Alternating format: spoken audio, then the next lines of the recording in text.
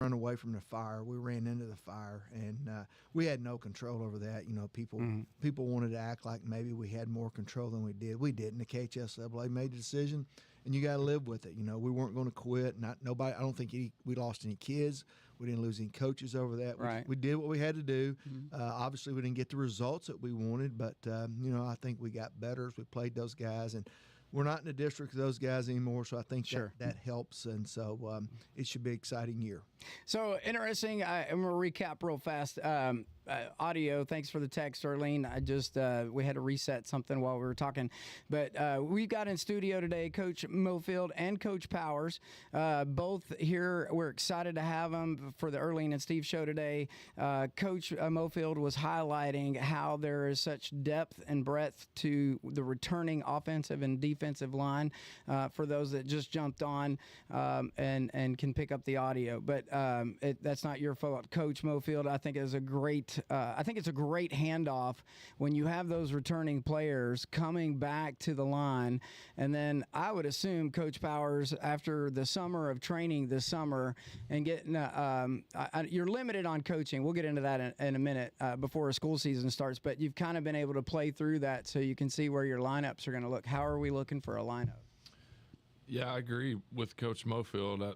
When I first took this job, I was taking it all in, and when you're around the country recruiting in college football, you hear a lot of administrators, teachers, coaches talking about, even at good programs, that their kids are not as tough as they used to be, or they can't take criticism, and they lack some mental toughness. But my initial impression was unbelievable with our kids. Coach Mofield and the coaches have done a great job raising them the right way, and I'm very fortunate to inherit a team that's disciplined, that's tough, that understands how to take hard coaching.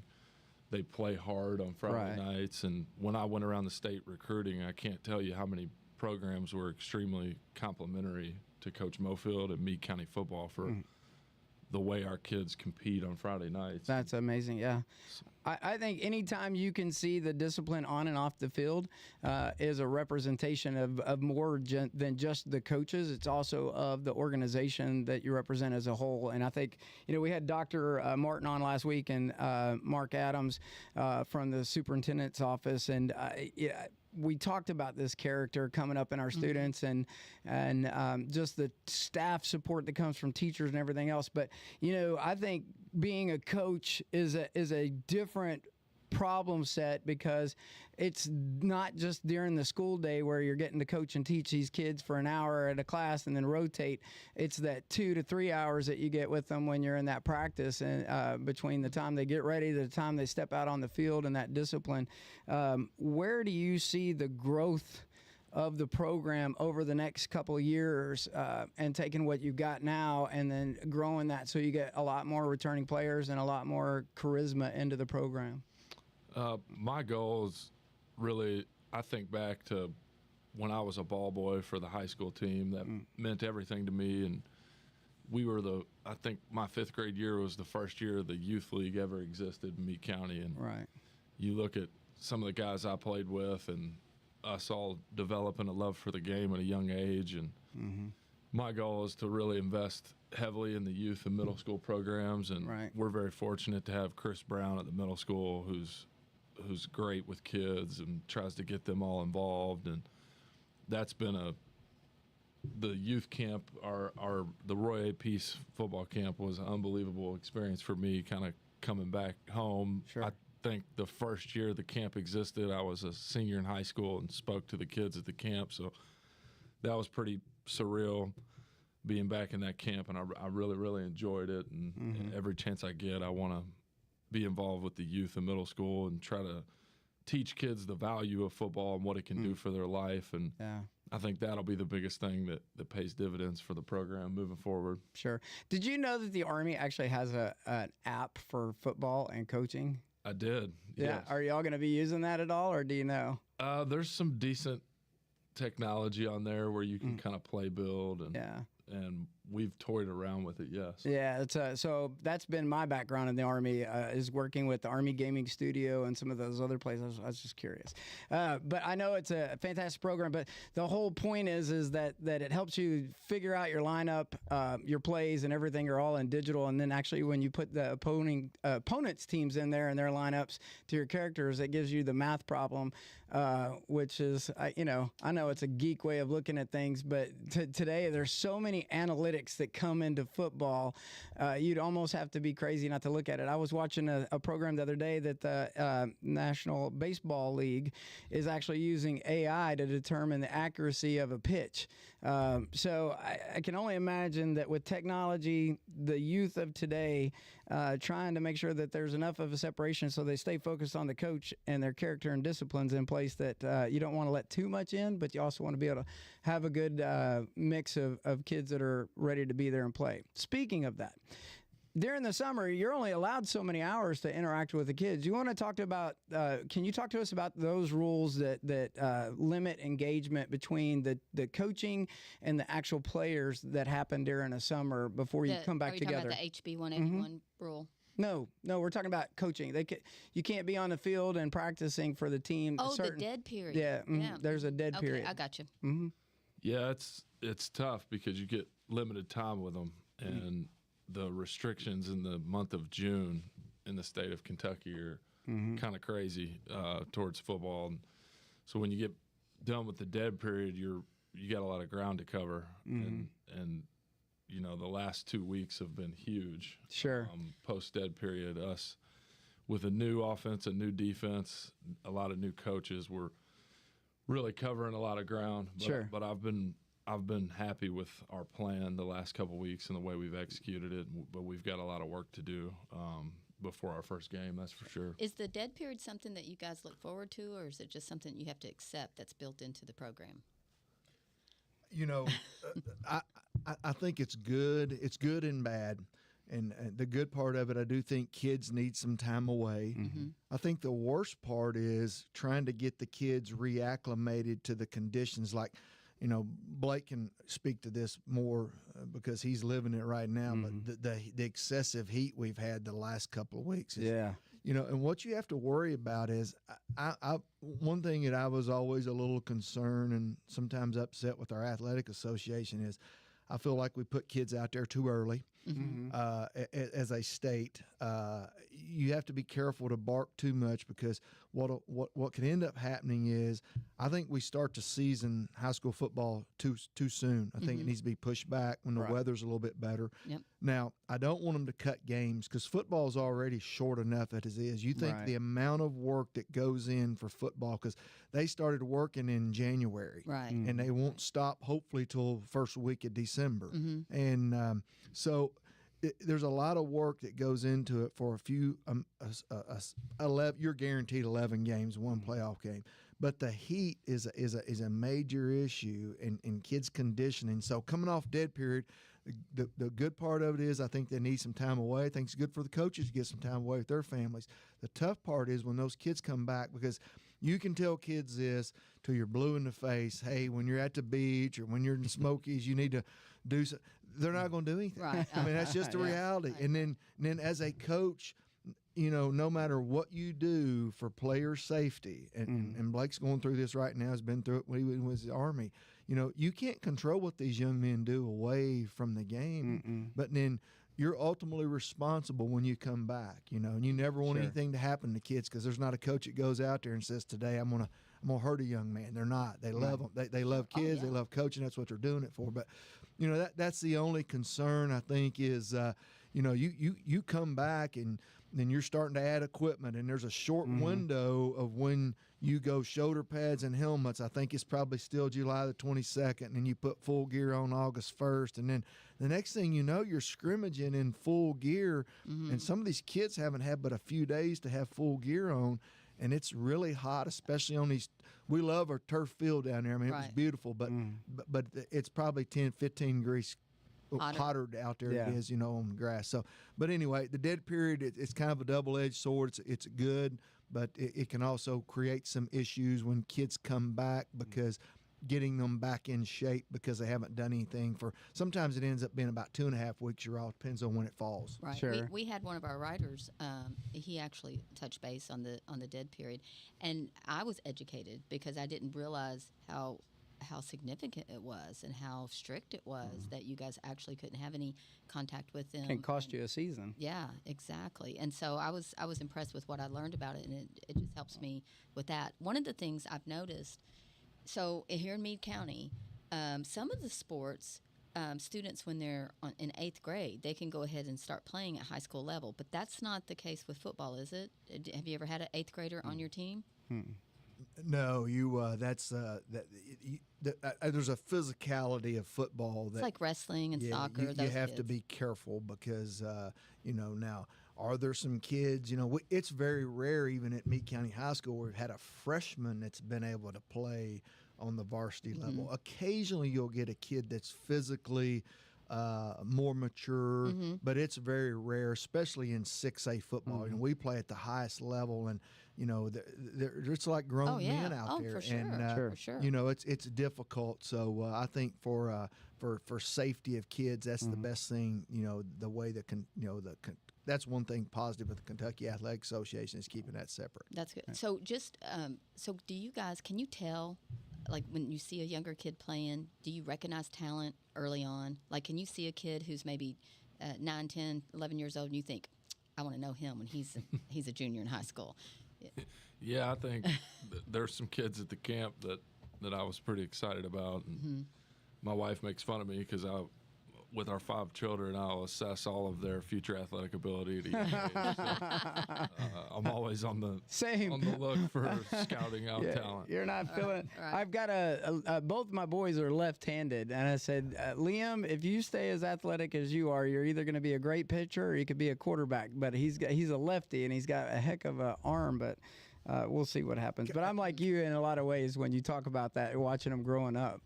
Kind of the flip side of that, though, Blake is right. You can see the kids that have talent, but there's also these late bloomers. And the great thing about football is, not only do you need a kid that might be fast, who can throw, who can jump, but those linemen that's kind of what separates you, I think, in football, because if you don't have those big boys up front creating holes, giving your quarterback protection, or those guys on the defensive line that are stopping the run, forcing teams to throw and do some things that, and that's where, that's the reason we always kind of refer to it, like I said earlier, as big skill and little skill, because you never want those linemen to feel like they're not as much a part of. Right. So, they've got skill. It's just a different type of skill. Oh, see, I understand this even from my perspective because you want an Ethan Spencer to take care of a Connor Cole, or even Braden, so you want him up front there. And I know these kids because they live in our neighborhood and I see them all the time. And we were talking about character earlier. I mean, just, you just know that these kids are going to be good. They're going to, yes, ma'am, no, ma'am. They're honest. And so I do think that there's a lot of that positivity that comes out of having a strong football team like you guys have, a good program, the way you guys have, in your expectations and what you require from these boys when they're boys, when they're 9th or 10th grade, they end up being men. All 3 of these guys that I just mentioned, they're just graduated from high school, and they're men. They're very young, but they have been trained by their families and you guys to become men, and I'm appreciative of that as someone who lives in Meade County, and I know I can count on any of them. I could call them up and say, my tire's flat, and one of them would run over and help me.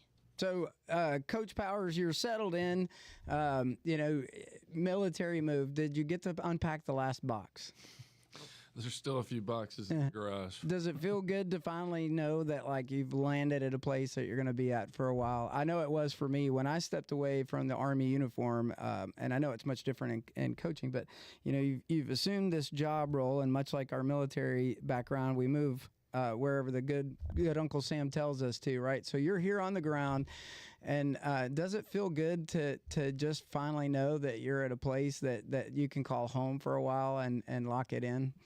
Yeah, it's been amazing coming back home for my children, and the way all the school systems have taken care of them and helped get them acclimated to a new environment. It's been a blessing and something I'm very thankful for, but it is a little weird when you're buying stuff for the new house. You know, every military move, I lost track of how many there was. I think 7 or 8 in there. And Yeah.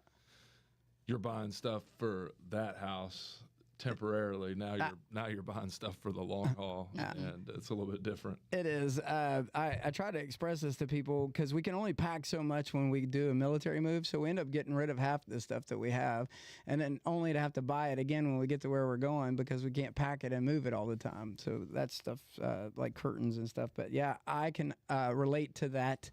But I have told my wife we're not getting any new furniture until my kids know how to not spill stuff on the couch. So That'll be a while. Coach Mofield, on your background, you have a tremendous record. I hope to see you someday in the Hall of Fame for Kentucky, and I know that that's it's like a timing and a process, right? But according 118 victories in your history, what is your greatest moment? It doesn't have to be a specific game, but what is your greatest moment from all of your coaching history? You know, Steve, I don't know. I don't know. I was so blessed just to be here and be the head coach. I mean, I can't. The path that was laid for me, you know, with Wilson Sears, with Jim DeVries, with John Proctor, with Larry French, you know, I mean, I moved here in 1990 and I didn't, you know, you think you know a little football, but until you're around Larry French and John Proctor, you realize you don't know any football. And we would have camps over to middle school, and we'd bring 50 or 60 mattresses in there that we picked up at Fort Knox, and we would spend the night. And I mean, I just tried to be a sponge, a dry sponge in a 5-gallon bucket of water and soak up as much as I could. And it was an honor for me. And, you know, I tell people, you know, I moved here from Tennessee. I'm from Lebanon, Tennessee originally, and I came up. I met a assistant coach here named Gene Rollins. He was at the National Coaching Clinic in Nashville, and I met him, and I thought he was a head coach for the longest. And then back then there was no cell phone, so he just picked up the payphone and he called Barry Hahn. He said, "Hey, I got a guy that's interested in an elementary PE job." So I came up, and back then you didn't have site-based counselors. I met with Barry Hahn, and it was about a 5-minute interview, and he said, "You want the job?" And I said, "I'm going to take it." And I went and I got my stuff, and I moved up here, and then I had to eventually go back to Tennessee about 3 or 4 because they were doing football camp at that time. So went and I got my stuff, and I'm like, you know, and I love those guys, the camaraderie I had with Coach French, Coach Proctor, you know, Gene Sutton and Gene Rollins and John Hayes, and those guys were just tremendous to me. And Meade County football and the Meade County school system, it grew on me, and the people of Meade County, and the rest is history. You know, I'm sure I'm going to die here. Hopefully that's later rather than sooner. And, right. You know, we all wish but that. this is where my we raised our children. My wife teaches school here, and this is home for us now. We've been here longer than we were in Tennessee, so this is really home, even though we weren't born here.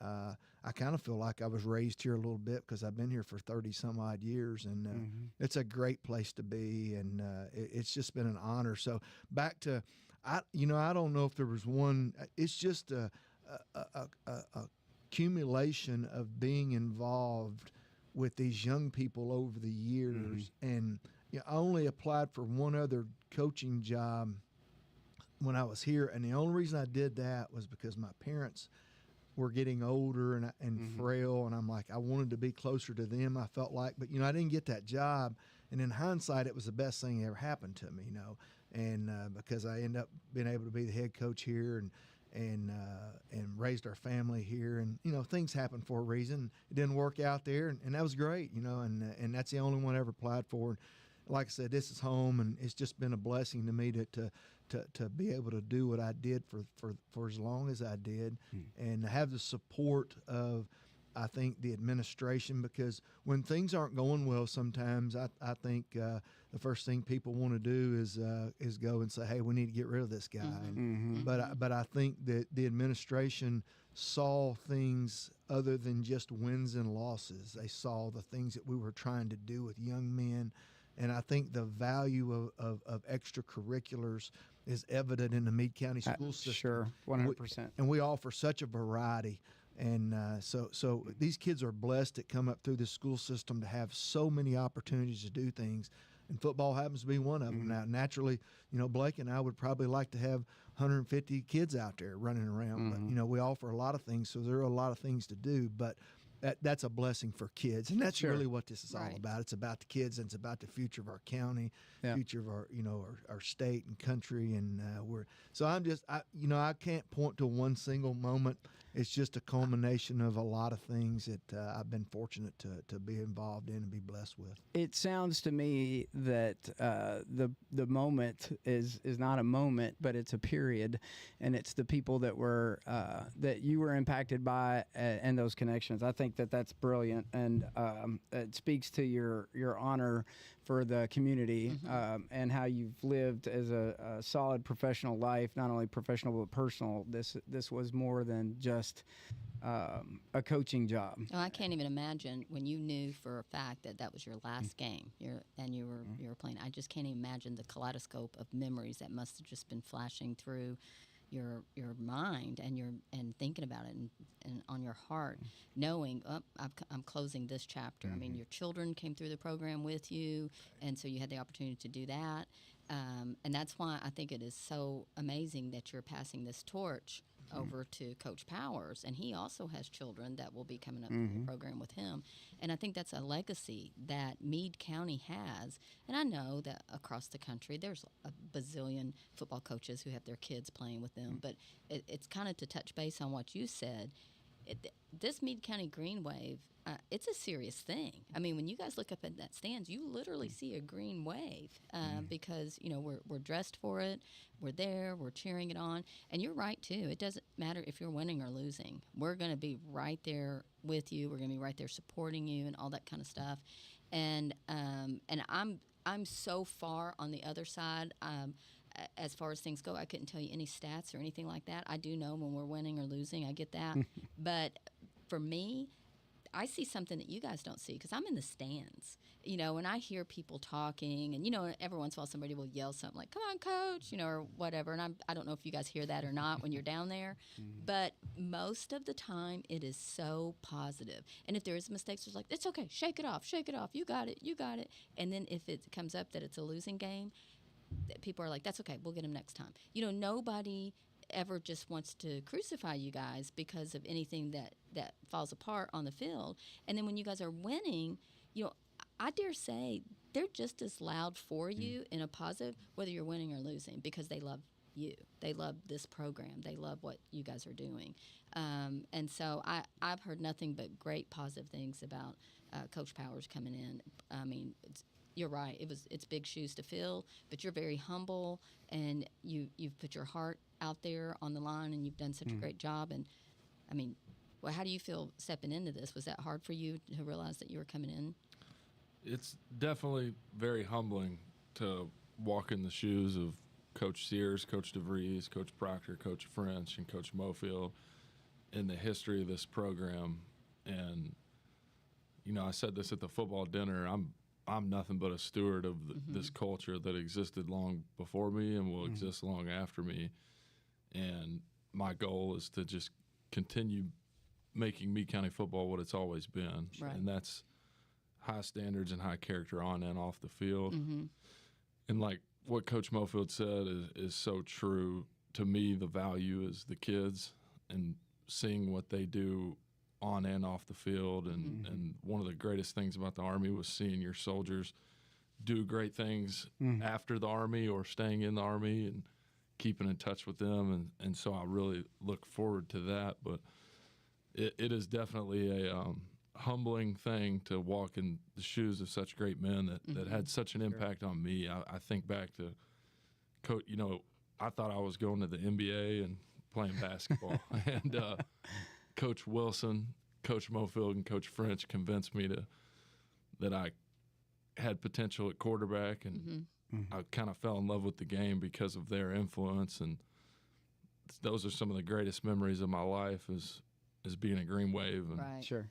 I owe everything to Coach Mofield, Coach French, Coach Wilson, and I hope I can be half of what they were to me, to our players. Well, so I see that you're going to have an up-tempo play, a little bit different than usual. Can you describe the up-tempo play? And then a secondary question I have is, coming from the Army, the H2F program was like a big kickoff, right? And as well as I do, it's about having a lethal Army, right? So you've got a lethal team, not really ready to go kill anybody, but win the game, right? So how are you balancing that up-tempo and then health and fitness for the students, athletes? We talked about heat earlier. So how does that all balance with this new up-tempo that you're going to try to run in the program? Yeah, I think that article was talking about our tempo of practice. When it comes to a game, I like to control the clock and run the football and wear teams down. But in terms of practice, I like to – you're only out there for so much time. You have the heat restrictions. There's certain days where if you're working for 30 minutes, you got to take 10 minutes off in the shade or the air conditioning. And so when you are able to get out there and get work in, I'm big on it being efficient. And sometimes that's a little stressful, especially with a new coaching staff and everyone kind of figuring out the new practice flow, the new system. There's a lot of thinking going on there. Right. So I like practice to be up-tempo and a little stressful to simulate Friday nights, and I think that's good. I think you grow the most through some uncomfortability and pain and discomfort is the fastest way to grow. I always try to express to people, even in our Army life, it's live fire realistic all the time. Because you never know, right? You're laughing, Coach Mofield. But it's live fire realistic training, because if you don't feel like it is in the real game, then you're not going to know that pressure or that stress. Do you feel like the athletes are getting to the point where it's becoming routine things routinely on the practice field so that you can see some of those actions occur in the games?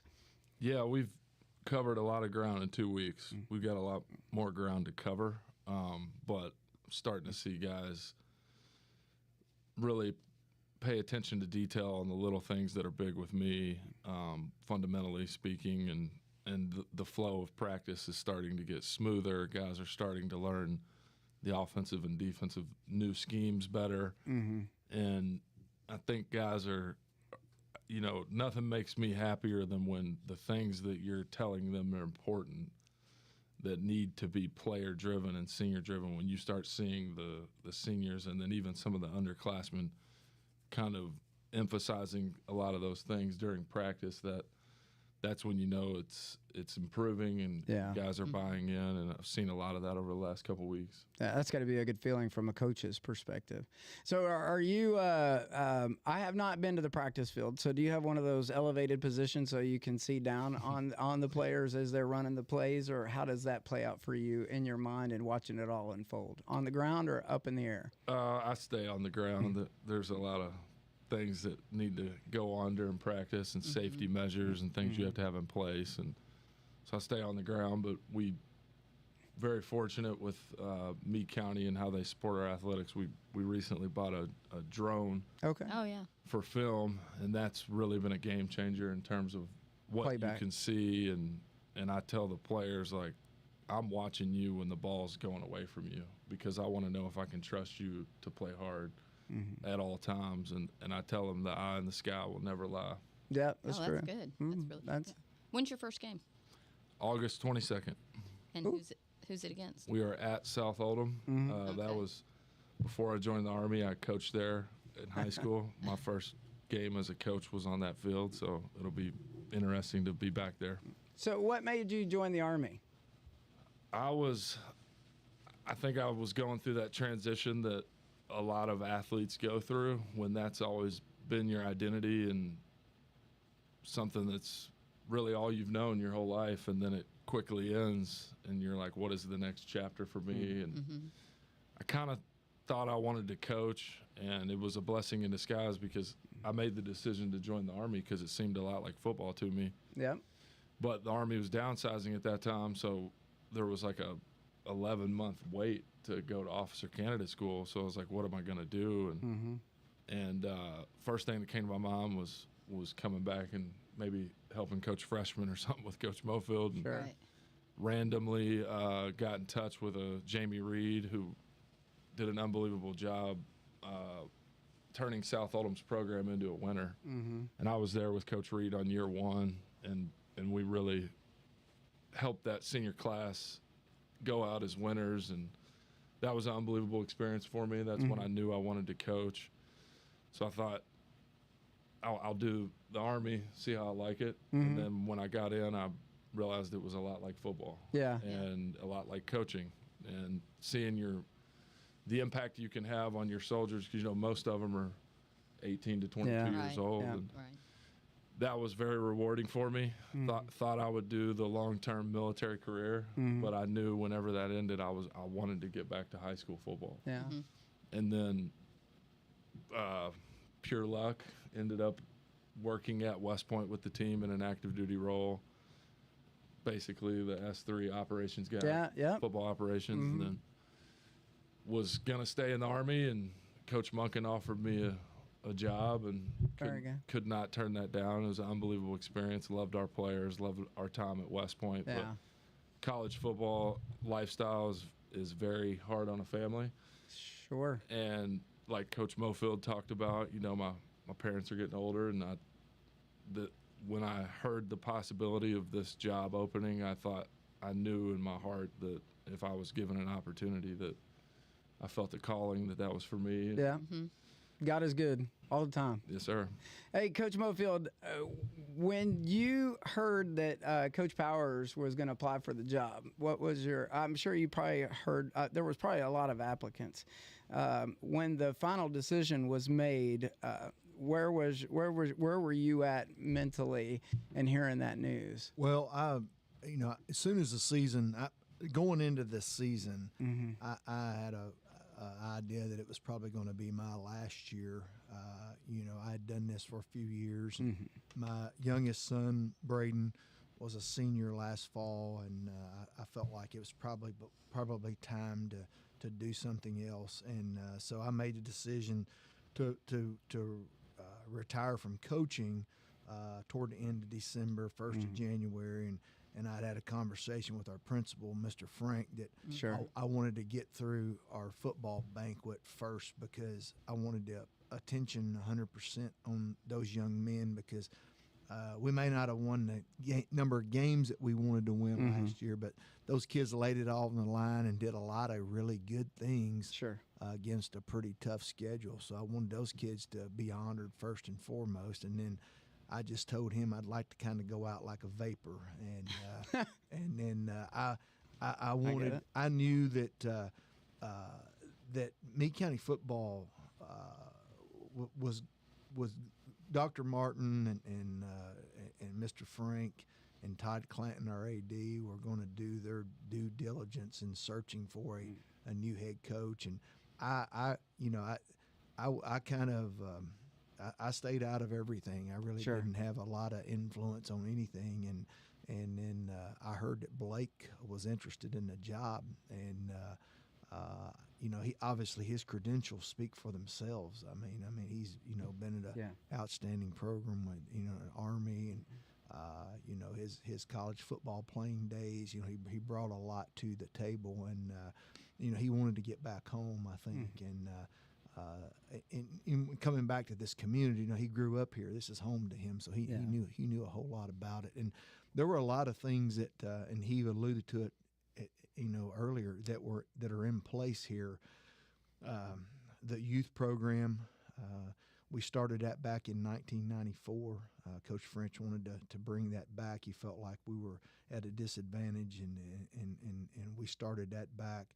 The middle school program has a former football player in Chris Brown that's running that, and Blake has former Meade County football, a lot of former Meade County football players that a couple of them that he played with, which is pretty cool. Yeah.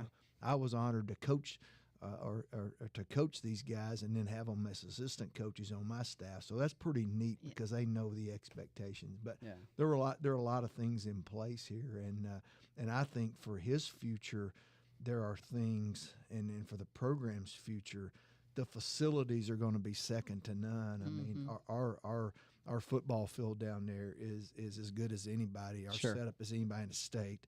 Our weight room is probably, and Blake can tell you this better than I can. All the places he went to recruit, he could probably tell you that our weight room is probably just as nice as a lot of places that he went to, and even nicer.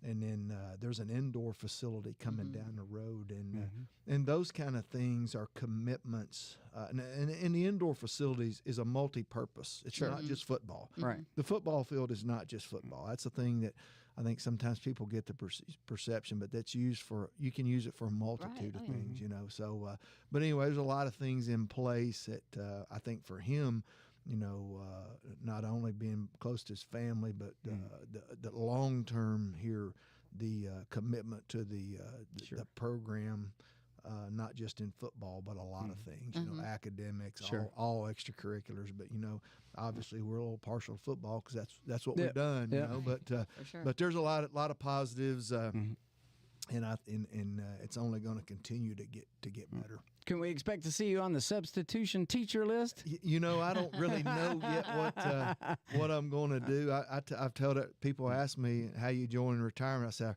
I probably really won't know that first day back when. You know, now my wife still teaches. She has a couple more years, so she's reminding me every day when she has to go for these in-services and stuff of all the things that I need to get done before she makes it back That's home. right. Honey-do list, yeah. So she's going to keep me on my toes, but you know, like I said, Meade County's my home, so Very good. I'm not going anywhere, and once it gets in you, it's hard to get out. Sure. You know, and, I kind of know that feeling. because you know, and you invest in you know these kids that Blake's going to be coaching. You know, especially all of them, but really this rising senior class, which you know is a special group of kids to me too. You know, and I know they're special to him, but and rooting for obviously all, but you know those kids are really you know, to see what they've done, because a lot of them played a lot of football for us the last couple of years, and to see them become seniors, because that's kind of the it's it, you know, it's the last time some of them will ever put on a football uniform. Yeah. And it goes by fast, and you know, so you want them to have success, and especially their senior year. Will you be at the games? I'm sure I know one Friday night I'm committed to Coach Wilson has talked me into going to Eric Church concert on one Friday night. Oh, okay. I'll miss one for sure. I don't know if that's a homer. Coach Wilson and I coach, and Blake alluded to him earlier. I can't say enough. I wish I could tell you but I was so fortunate to have a great assistant coaches. I mean, not only did we work together well football wise, but we were friends too. And I think that's even, you know, we enjoyed, and we didn't always agree on everything, but at the end of the day, I think I was loyal to them, they were loyal to me. I think Blake has developed a staff the same way. He has a couple of guys that were on my staff, Josh Trotter and Kurt Myers.